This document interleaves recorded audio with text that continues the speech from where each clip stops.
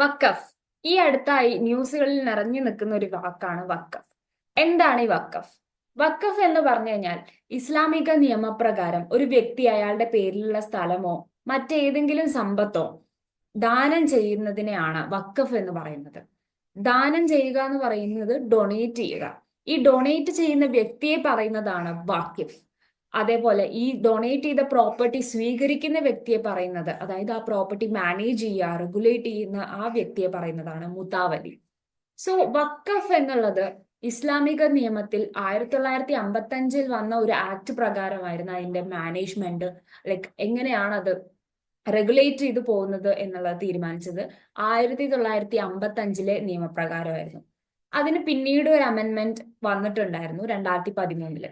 ഇപ്പൊ റീസെന്റ് ആയിട്ട് നമ്മുടെ പാർലമെന്റിന്റെ സമ്മതം കിട്ടി, പാർലമെന്റ് പാസ് ചെയ്തു, പ്രസിഡന്റും അതിന്റെ വഖഫ് അമെന്റ്മെന്റ് ആക്ട് 2025 അസെന്റ് കൊടുത്തിട്ടുണ്ട്. അപ്പൊ പുതിയതായി വന്നിട്ടുള്ള മാറ്റങ്ങൾ എന്തൊക്കെയാണ് എന്നുള്ളതാണ് ഈ വീഡിയോയിൽ നമ്മൾ നോക്കാൻ പോകുന്നത്. ഓക്കെ,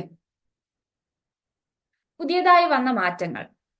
ഒന്നാമതായിട്ട് retention of waqf by user doctrine. അതായത് പുതിയ നിയമപ്രകാരം എന്താണ്, ഇതുവരെ വഖഫ് പ്രോപ്പർട്ടി ആയിട്ട് രജിസ്റ്റർ ചെയ്തിട്ടുള്ള ഈ നിയമം 2025 പാസാക്കിയ ഈ നിയമം വരുന്നത് വരെ വഖഫ് ബോർഡിൽ രജിസ്റ്റർ ചെയ്തിട്ടുള്ള പ്രോപ്പർട്ടീസ് ഒക്കെ വഖഫ് ആയിട്ട് തന്നെ കണ്ടിന്യൂ ചെയ്യും, unless it is A governmental property. ഗവൺമെന്റിന്റെ പേരിലുള്ള പ്രോപ്പർട്ടി ആണെങ്കിൽ അത് വഖഫ് അല്ല. ഓക്കെ, ഗവൺമെന്റിന്റെ പേരിലുള്ള പ്രോപ്പർട്ടി അല്ലെങ്കിലും അതേപോലെ ആ പ്രോപ്പർട്ടിയുടെ പേരിൽ ഒരു ഡിസ്പ്യൂട്ട് ഒന്നും ഇല്ല എങ്കിൽ ആ പ്രോപ്പർട്ടി വഖഫ് പ്രോപ്പർട്ടി ആയിട്ട് തന്നെ കണ്ടിന്യൂ ചെയ്യും. ആ ഡോക്ട്രിൻ ആണ് വഖഫ് ബൈ യൂസർ ഡോക്ട്രിൻ. ഓക്കെ, ഇനി പുതിയതായിട്ട് വഖഫ് പ്രോപ്പർട്ടിയിൽ രജിസ്റ്റർ ചെയ്യാൻ ഉദ്ദേശിക്കുന്നവർക്ക് ചില മാറ്റങ്ങൾ പുതിയ നിയമം കൊണ്ടുവന്നിട്ടുണ്ട്. ഓക്കെ, ഈ പുതിയ നിയമം 1995 നിയമത്തിനെ അമെൻഡ് ചെയ്തിട്ടാണ് പുതിയ നിയമം കൊണ്ടുവന്നിരിക്കുന്നത്. ഇനി ഈ വഖഫ് പ്രോപ്പർട്ടീസ് മാനേജ് ചെയ്യാൻ വഖഫ് ബോർഡുകളുണ്ട്. എല്ലാ സ്റ്റേറ്റിലും ഓരോ വഖഫ് ബോർഡുകളുണ്ട്. കേരള സ്റ്റേറ്റിലെ കേരള വഖഫ് ബോർഡ് ഉണ്ട്. അതേപോലെ ഓരോ ഇന്ത്യൻ സ്റ്റേറ്റ്സിനും അവരുടേതായിട്ടുള്ള വഖഫ് ബോർഡ് ഉണ്ട്. ഈ ബോർഡിലെ മെമ്പേഴ്സിൽ നോൺ മുസ്ലിംസിനെ ഇൻക്ലൂഡ് ചെയ്യണം എന്നുള്ളതാണ് രണ്ടാമത്തെ മെയിൻ ആയിട്ടുള്ള ഒരു മാറ്റം.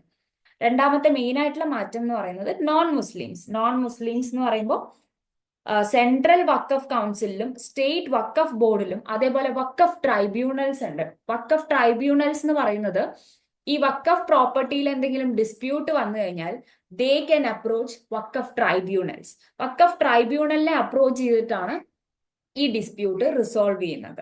അപ്പൊ വഖഫ് ട്രൈബ്യൂണൽ ഉള്ള മെമ്പേഴ്സും അതേപോലെ തന്നെ സെൻട്രൽ സ്റ്റേറ്റ് വഖഫ് കൗൺസിലുള്ള മെമ്പേഴ്സിലും നോൺ മുസ്ലിംസിനെ ഇൻക്ലൂഡ് ചെയ്യണം എന്നുള്ളതാണ് മറ്റൊരു വലിയ മാറ്റം. അതായത് ചീഫ് എക്സിക്യൂട്ടീവ് ഓഫീസർ ഉൾപ്പെടെ ഏത് പോസ്റ്റിലാണെങ്കിലും ഒരു നോൺ മുസ്ലിമിനും ആ സ്ഥാനം ഏറ്റെടുക്കാം എന്നുള്ള നിയമം വന്നിട്ടുണ്ട്. സോറി. അതേപോലെ തന്നെ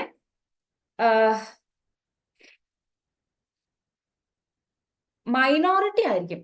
ഈവൻ ഇപ്പൊ ഒരു 5 മെമ്പർ കൗൺസിൽ ആണെങ്കിൽ അതിൽ 3 മെമ്പേഴ്സ് മുസ്ലിംസ് തന്നെ ആയിരിക്കും, 2 മെമ്പേഴ്സേ നോൺ മുസ്ലിംസ് ഉണ്ടാവുള്ളൂ. സോ നോൺ മുസ്ലിംസ് എപ്പോഴും മൈനോറിറ്റി തന്നെ ആയിരിക്കും. Majority will be Muslim community itself. പക്ഷെ നോൺ മുസ്ലിംസിന് ഇതുവരെ വഖഫ് ഇൻസ്റ്റിറ്റ്യൂഷൻസിൽ ഇൻക്ലൂഡ് ചെയ്തിട്ടുണ്ടായിരുന്നില്ല. പക്ഷെ പുതിയ നിയമപ്രകാരം നോൺ മുസ്ലിംസിനും വഖഫ് ഇൻസ്റ്റിറ്റ്യൂഷനിലെ മെമ്പർ ആവാൻ സാധിക്കും.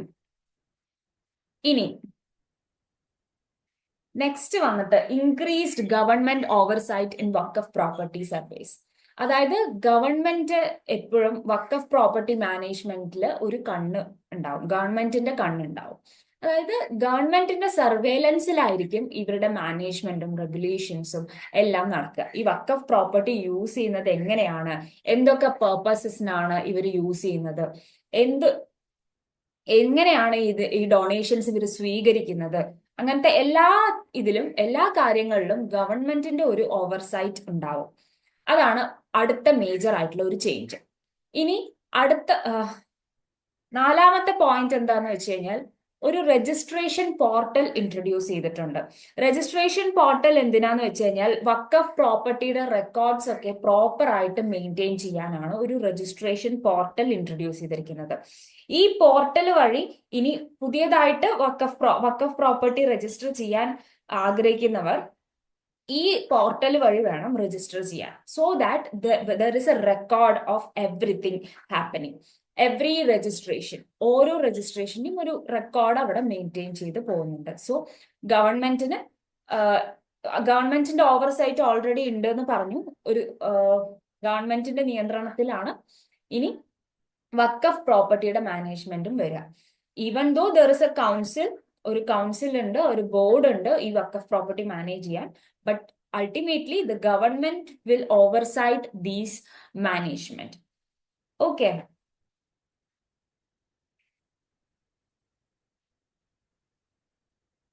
ഇനി നെക്സ്റ്റ് വന്നിട്ട് അപ്ലിക്കേഷൻ ഓഫ് ലിമിറ്റേഷൻ ആക്ട് ആണ്. ലിമിറ്റേഷൻ ആക്ട് ഇനി മുതൽ വഖഫ് ആക്ടിൽ, വഖഫ് പ്രോപ്പർട്ടിയുടെ മാനേജ്മെന്റിൽ കൊണ്ടുവരും.